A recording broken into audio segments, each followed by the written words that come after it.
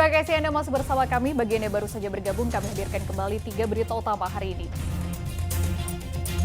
Seorang imam masjid di Kabupaten Maros ditusuk oleh seorang lansia usai sholat subuh. Seorang bocah mencuri ratusan ribu rupiah di salah satu apotek di Kota Makassar. Beredar video di media sosial seorang ASN yang seharusnya netral dalam pemilu tapi membuat video dukungan pasangan capres.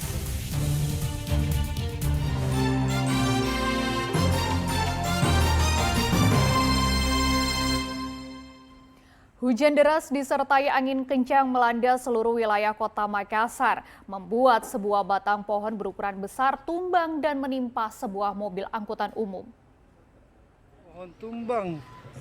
Sebuah mobil angkutan umum ringsek dan rusak parah usai tertimpa batang pohon berukuran besar di Jalan Sultan Abdullah, Kecamatan Talu, Kota Makassar, Rabu lalu. Besarnya batang pohon membuat kondisi kendaraan rusak parah pada bagian belakang dan roda bagian depan terangkat setinggi 1 meter. Sebelum dievakuasi, batang pohon sempat menutup badan jalan dan membuat arus lalu lintas tersendat. Tidak ada korban jiwa dalam peristiwa ini, kondisi angkutan umum sedang kosong. Sementara kerugian ditaksir mencapai puluhan juta rupiah. Mobil PT-PT di bagian belakang itu agak keropos. Keropos ya. Itu batang pohon besar memang yang timbang, Komandan? Pohon besar yang tumbang. Jadi begitu mendengar informasi dari warga, kami langsung ke lapangan bersama Pak Lurah. Kemudian kami langsung menghubungi petugas lingkungan hidup sehingga dengan membawa peralatan yang ini kami membantu menghimbau warga untuk membantu sehingga pengguna jalan yang lain bisa lewat.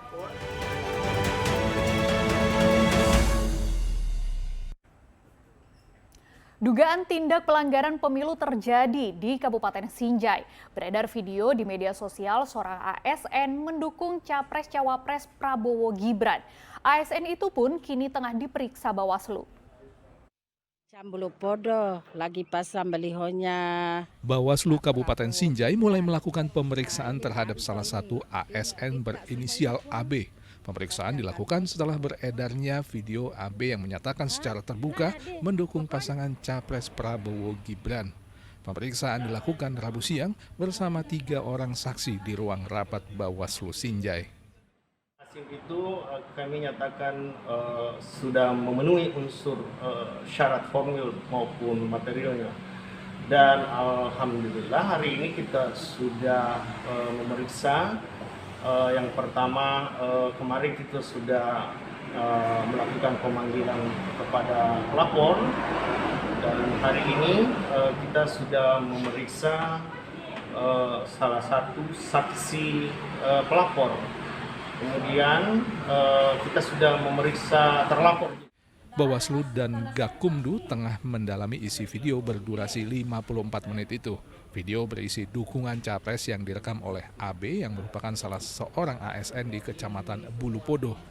Seharusnya dukungan terhadap capres atau parpol tidak boleh dilakukan oleh ASN, juga anggota TNI dan Polri. Hal ini dilakukan untuk menjunjung tinggi azas netralitas sebagai abdi negara dalam pemilu.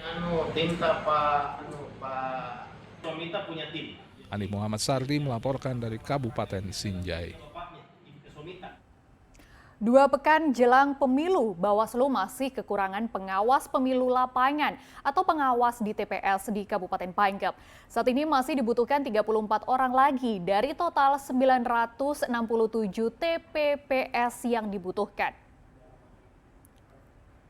Pembekalan pengawas tempat pemungutan suara TPPS di Kabupaten Pangkep terus dilakukan.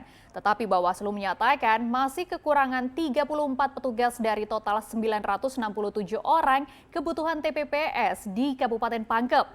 Kecamatan yang mengalami kekurangan yakni Kecamatan Liukang, Tupabiring, Kecamatan Liukang, Kalalmas, Kecamatan Liukang, Tangaya, Kecamatan Mandele, dan Kecamatan Bungoro.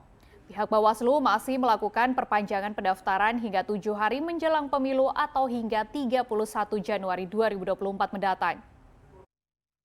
Orang.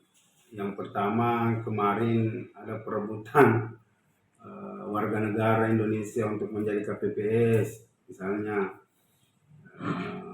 Kemudian partai politik juga mencari orang untuk ditunjuk menjadi saksi, ya itu mungkin salah satu di antaranya penyebab kenapa kemudian orang tidak datang mendaftar di Bawaslu.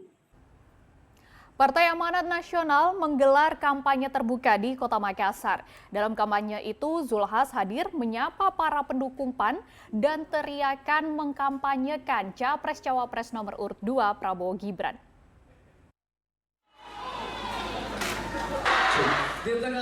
Kampanye terbuka Partai Amanat Nasional dipadati ratusan pendukungnya yang digelar di salah satu halaman gedung olahraga yang berada di Jalan Sultan Daeng Raja, Kecamatan Bontowala, Kota Makassar pada Rabu siang. Kampanye terbuka dihadiri Ketua Umum PAN Zulkifli Hasan serta Sekretaris Jenderal Edi Soperno dan Ketua Dewan Pimpinan Wilayah PAN Sulawesi Selatan Ashabul Kahfi. Zulhas hadir menyapa para pendukung PAN dan teriakan mengampanyekan Capres-Cawapres nomor urut 2 Prabowo Gibran. Zulhas juga memberi dukungannya kepada Menteri, Bupati, Gubernur dan Ketua DPR dalam menyalurkan hak pilihnya pada pemilu 2024. Ada yang bilang kalau gitu nggak usah memihak. Ya kalau lawan pasti maunya dukung dia dong, ya kan begitu. Tapi itu hak. Ya seperti Bupati, Gubernur punya hak. DPR punya hak, Presiden punya hak, karena jabatan politik dipilih itu, jabatannya dipilih. Yang nggak boleh itu misalnya, ya kan, sekda, nah itu nggak bisa. Kalau pejabat publik dipilih tiap 5 tahunan, itu haknya dia untuk mendukung siapa, untuk memilih siapa. Tidak hanya menghadiri kampanye terbuka PAN, Zulkifli Hasan juga menggelar pertemuan tertutup antar kader PAN di Sulawesi Selatan menjelang Pilpres 14 Februari 2024 mendatang. Andi Muhammad Sardi melaporkan dari Makassar.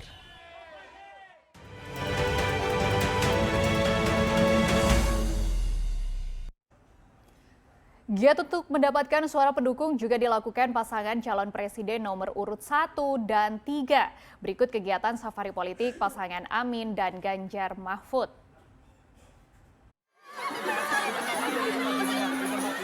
Calon Presiden nomor urut 3 Ganjar Pranowo menghadiri dialog kebangsaan di Pondok Pesantren Anur, Kecamatan Sewan, Kabupaten Bantul, Daerah Istimewa Yogyakarta. Ribuan santri menyambut riuh kedatangan calon presiden nomor urut 3 tersebut.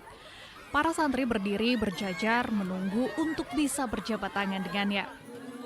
Pengasuh pondok pesantren mengaku mendukung Ganjar dan Mahfud sebagai pasangan capres dan cawapres dan menganggap dua sosok tersebut yang akan membawa kejayaan untuk Indonesia menjadi Indonesia yang semakin disegani di mata dunia. Sementara dari pasangan calon presiden nomor urut 1 Anies Baswedan mengadakan kampanye akbar di lapangan luar Gor Agus Salim, Padang pada Kamis pagi. Dalam kampanyenya, Anies menekan kebanggaan atas dukungan masyarakat yang luar biasa kepadanya. Ia menyatakan lebih senang mendapat dukungan dari rakyat walaupun konglomerat mendukung paslon yang lain. Pada kesempatan itu, Anies juga mendengar langsung aspirasi dari perwakilan nelayan, perwakilan pemuda, dan perwakilan masyarakat umum. Tim Liputan melaporkan. Datangnya ke sini ongkos sendiri. Makam COVID-19 yang berada di Kabupaten Goa ambles. Dalam rekaman itu diketahui belasan makam yang ambles dengan kedalaman yang bervariasi. Diduga amblesnya makam itu karena curah hujan yang meningkat dalam beberapa hari terakhir.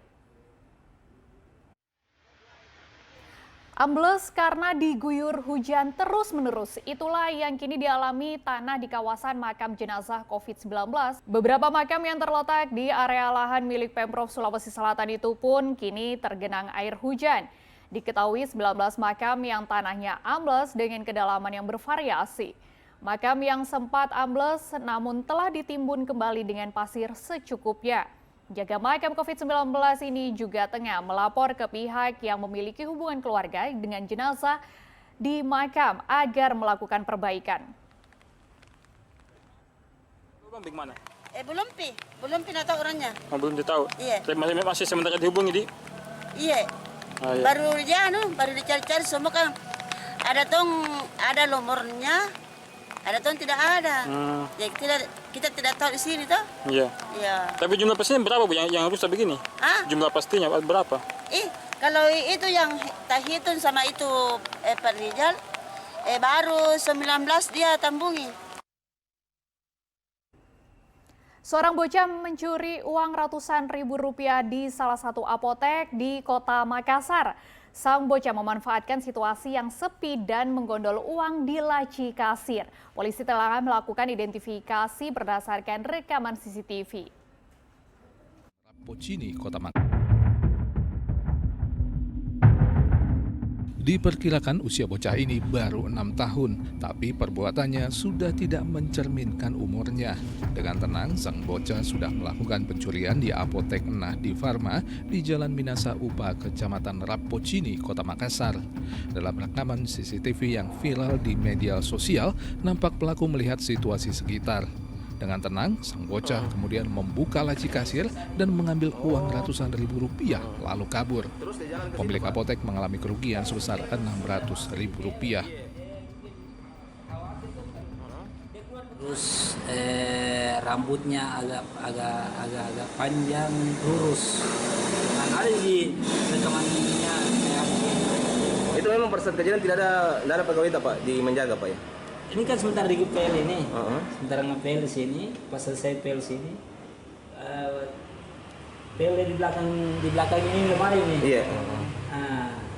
Jadi kosong Pak di. Jadi memang singkat sekali, cuman kurang lebih 1 menit kalau saya lihat rekaman di sini. Pencurian ini pun telah dilaporkan korban ke Polsek Rapocini berikut rekaman CCTV yang merekam identitas pelaku. Polisi tengah menyelidiki kasus ini. Raisa Habu melaporkan dari Makassar.